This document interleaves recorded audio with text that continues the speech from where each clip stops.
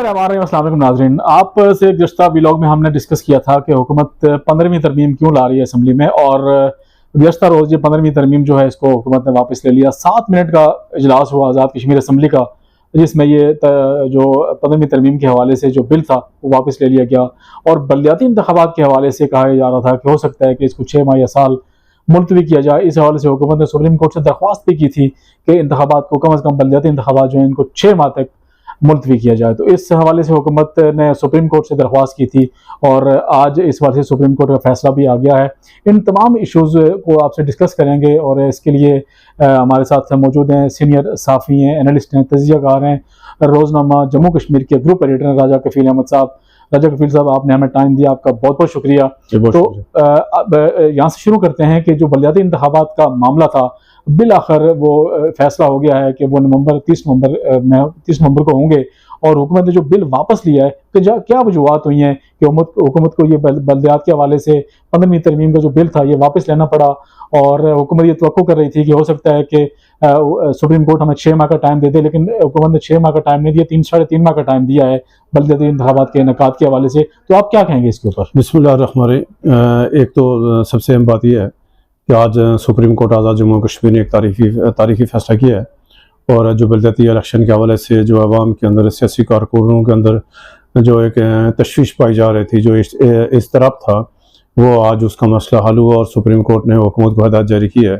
कि 30 नवंबर से पहले इलेक्शन हो, हर हाल में बलदियाती इलेक्शन को यकीनी बनाया जाए। सबसे अहम बात यह है कि और जानी राय साहब के आज की इस फैसले ने सुप्रीम कोर्ट में जो हुकूमत ने जो जवाब पेश किया था कि हमें मार्च 2023 तक इलेक्शन को मुलतवी किया जाए। सबसे पहले उन्होंने कहा कि अमन व अमान का मसला है और जो पाकिस्तान से जो सिक्योरिटी फोर्सेस, फौज या जो और अदर जो पैरामिलिट्री फोर्सेस हैं वो जो उनको दस्तियाब वो नहीं है, तो पाकिस्तान के हालात भी नहीं है, सैलाब है, बाकी चीज़ें ज़्यादा। एक तो जवाब ये था कि यानी अमन अमान का। दूसरा उनका ये था कि जो अखराजात हैं, इंतज़ामी अखराजात हैं, ये हुकूमत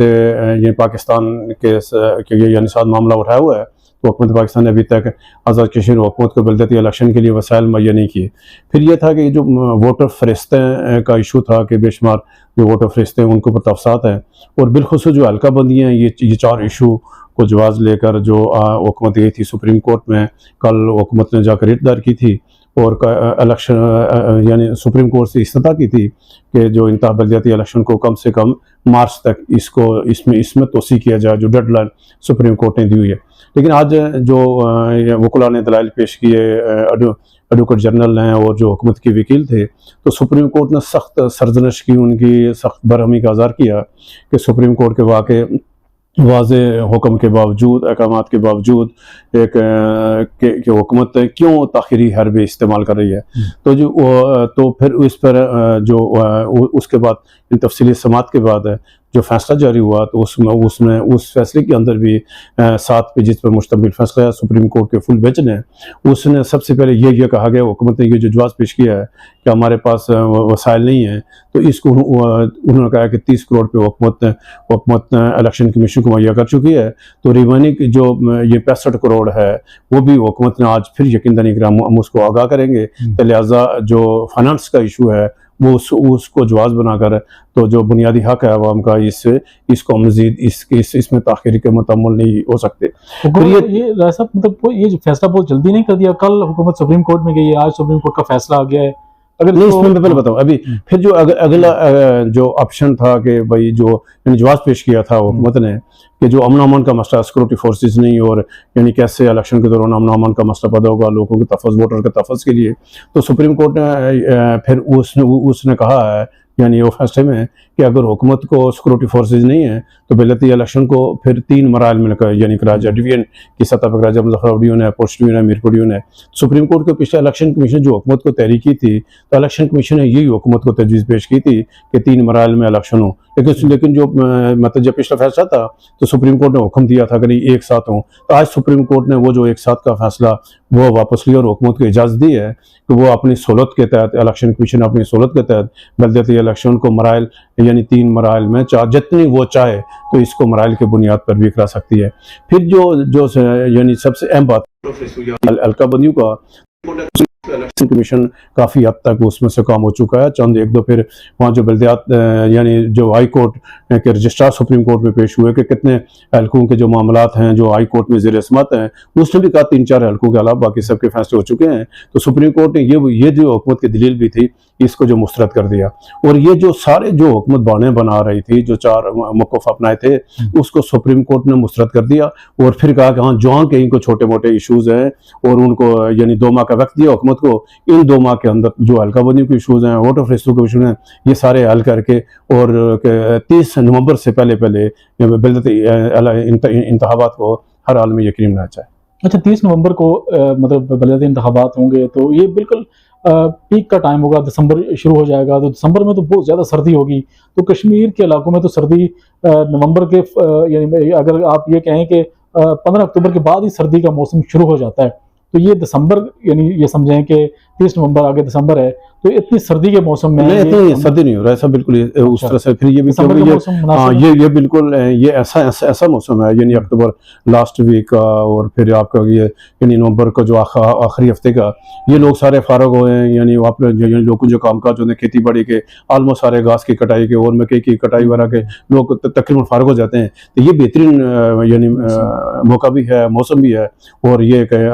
अच्छा फैसला किया है। लेकिन एक यानी कि हुकूमत ने जो हुकूमत चाह रही थी वो ना हो सका और जो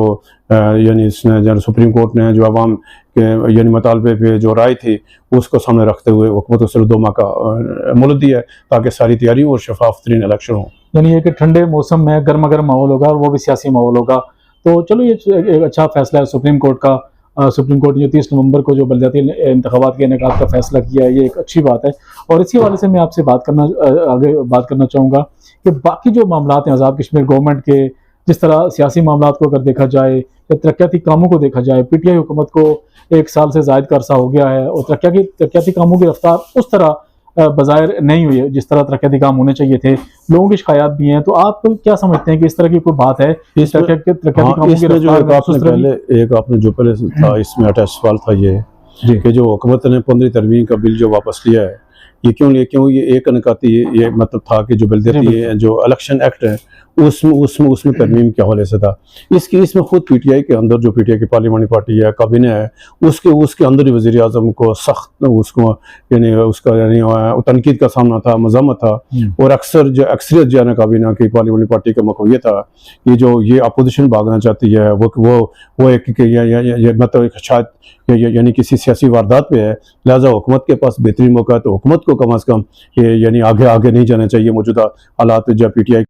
इसके ऊपर भी जाकर जो है ना ये कहा जाए हुकूमत के अंदर से जो वज़ीर आज़म को महसूस हुआ कि ज़रा इसमें जो अक्सरियत की राय है वो ये है कि हमें इलेक्शन करा देना चाहिए, तो ज़रा फिर हुकूमत को मजबूर होकर ये बिल वापस लेना पड़ा और इसके सबको ऑप्शन नहीं था। फिर हुकूमत की ये भी डर था कि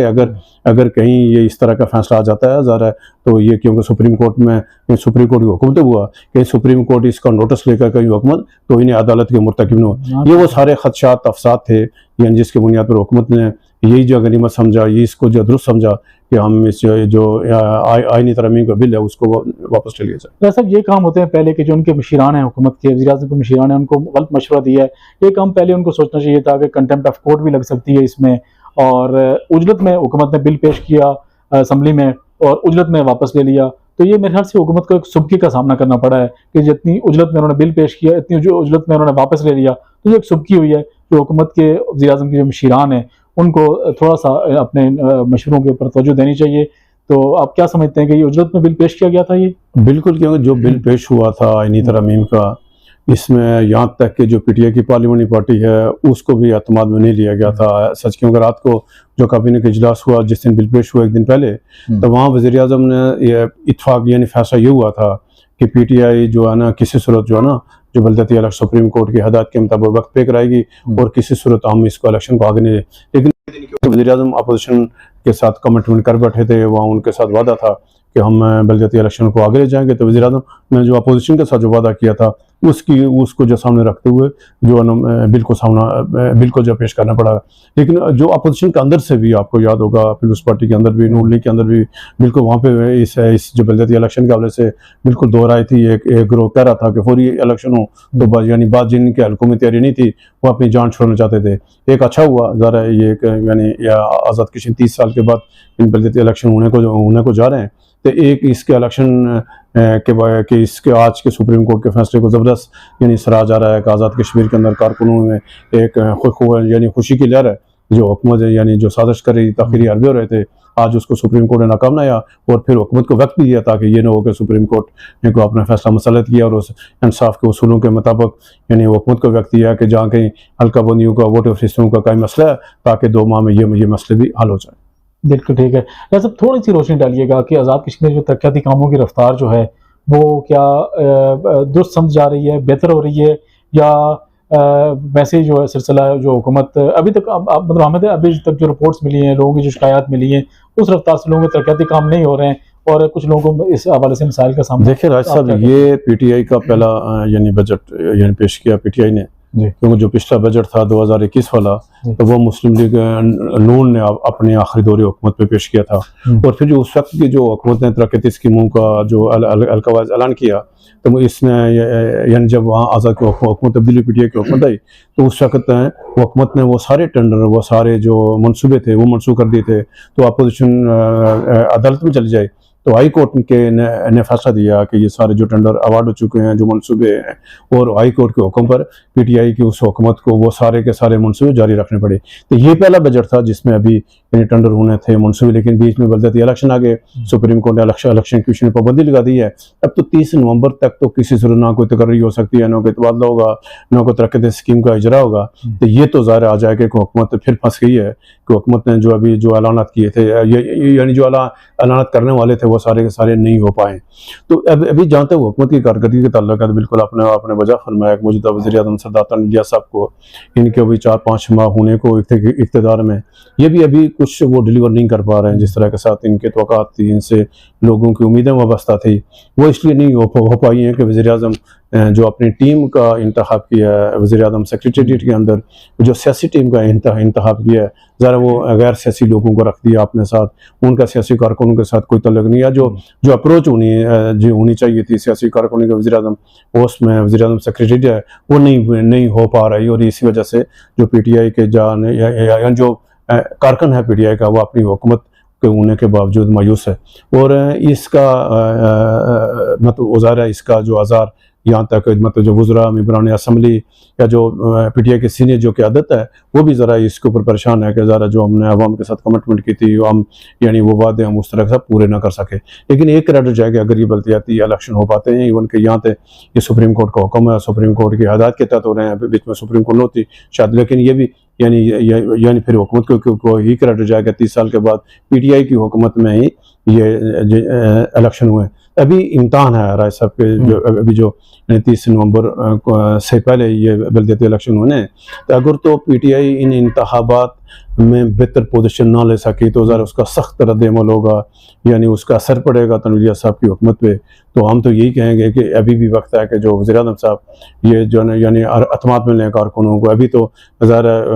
मतलब जो है टिकटों का फैसला होना है बल्दियाती इलेक्शन के लिए, यानी 2343 तो जो वार्ड के जो काउंसलर हैं, वार्ड के जो नुमाइंदे हैं उनके टिकट जारी होंगे। 280 जो काउंसलर हैं, डिस्ट्रिक्ट काउंसलर हैं, वो टिकट जारी होंगे। ये कुछ 26-27 हो गए पीटीआई ने टिकट जारी कर रहे हैं। तो सबसे बड़ी बात ये टिकट का जो मरहला है ये भी ज़रा मुश्किल मरहला है। ये फ़ायदा होगा, गवर्नमेंट ये फ़ायदा उठा सकती है कि जिस तरह मरहलावार इंतखाबात करवा के पहले एक ज़िले में करवाएं या 2 ज़िलों में करवाएं, तो उसका जो इनपुट आउटपुट होगा वो हुकूमत के सामने आ जाएगा कि हुकूमती जो जमात है, जो पीटीआई है, लेकिन इसमें सब एक जो यानी नुकसान होता है कि अगर एक डिवीजन में जो इलेक्शन का नतीजा आएगा या जो एक माहौल पड़ेगा तो वो उसका ज़बरदस्त असर पड़ेगा, यानी दूसरे जो आने वाले 2 मराइल होंगे। तो इसीलिए हुकूमत यानी अदालत ने कहा था कि एक साथ हो, ताकि ये जो इम्प्रेशन है या जो इस तरह का जो माहौल होता है कि एक अगर डिवीजन में फलां पार्टी की अगर वहाँ से उसको आज असल है वो एकदम नीचे फिर असर जाता, अफरा तफरी हो जाती है। ये था कि एक साथ इलेक्शन हो ताकि एक साथ नतीजा आए। तो यानी उस तरह का तस्वीर, हालांकि ये कोई इस तरह की बात नहीं है। हिंदुस्तान में वो बलदियाती इलेक्शन हो, असम्बली के इलेक्शन हो, वो 7-8 मराहल में होते हैं ज़रा। तो इस तरह का यानी ऐसे यानी हमें पूरा यकीन है कि ये जो इलेक्शन होने चाहिए, कारकुनों को अपना हक मिलना चाहिए, और ग्रास रूट लेवल पर जब वो जमहूरियत आएगी, इसमें हुकूमत को फ़ायदा होगा, सियासी जमातों को फ़ायदा होगा, कारकुन यानी आएंगे नीचे ग्रास, और एक की जमहूरियत की बुनियाद पड़ेगी। ये बलदियाती इलेक्शन न होने की सबसे बड़ा जो आज़ाद कश्मीर में नुकसान हुआ कि आज़ाद कश्मीर इस वक्त सारा आज़ाद कश्मीर बरादरियों में तकसीम है, और क्योंकि जब उसमें से नीचे पे क्यों नज़रियाती सियासत नहीं हो पा रही है, तो फिर वहाँ सारे का सारा जो यानी जो दबाव आता है बरादरी पे आता है। तो ये आज़ाद यानी पूरे पाकिस्तान की निस्बत जो आज़ाद कश्मीर है, ये जो बरादरी की लानत है, बरादरीज़म का वहाँ बहुत सख्त, यानी इससे आज़ाद कश्मीर लोगों की बदनामी भी होती है। तो ये एक अच्छा मौका है कि ये जो ग्रास रूट लेवल पर जब नज़रियाती सियासत को फ़रोग़ आएगा, जमाती बुनियादों पर इलेक्शन हो रहे हैं, तो यहाँ से नज़रियाती कारकुन आएंगे, तो ज़ाहिर है वो ऊपर आएंगे, उनसे जमातों को भी फ़ायदा होगा, और ये हर हाल में इलेक्शन होना चाहिए। राजा कफीर साहब, आपका बहुत बहुत शुक्रिया। ये एक आपने बड़ी अच्छी तजवीज़ दी है कि लोग बरादरीज़म के इस लानत से छुटकारा हासिल कर सकते हैं और बरादरीज़म से बालातर होकर अपने नुमाइंदों को मुंतखब करें, ग्रास रूट लेवल के ऊपर लोगों को लाएं जो हकीकी काम कर सकें। और इसके साथ साथ नाज़रीन, हम अगले व्लॉग में आपसे ये डिस्कस करेंगे, राय साहब की राय लेंगे कि जो जमातें हैं, PTI है, मुस्लिम लीग नून है, पीपल्स पार्टी है, जो दूसरी जमातें हैं, क्या वो इन 3-3.5 माह में बलदियाती इंतखाबात की तैयारी कर सकेंगी? वो जान छुड़ाना चाह रही थी इन इंतखाबात से, लेकिन अब उनको 3-3.5 माह का टाइम मिल गया है। इन 3-3.5 माह में वो अपनी तैयारी करें, और इस हवाले से हम अपने व्लॉग में नाज़रीन आपको आगाह करेंगे कि इन 3-3.5 माह में ये जो बलदियाती इंतखाबात 30 नवंबर को होंगे, तो जमातों के हवाले से एक अपना तजिया हम पेश करेंगे। इसके लिए आप हमारा चैनल भी सब्सक्राइब कीजिएगा, और हमारा ये अपनी राय से, अपने कमेंट से आगाह कीजिएगा। अपना दोस्तों रिश्तेदारों को ख्याल रखिएगा। बहुत बहुत शुक्रिया।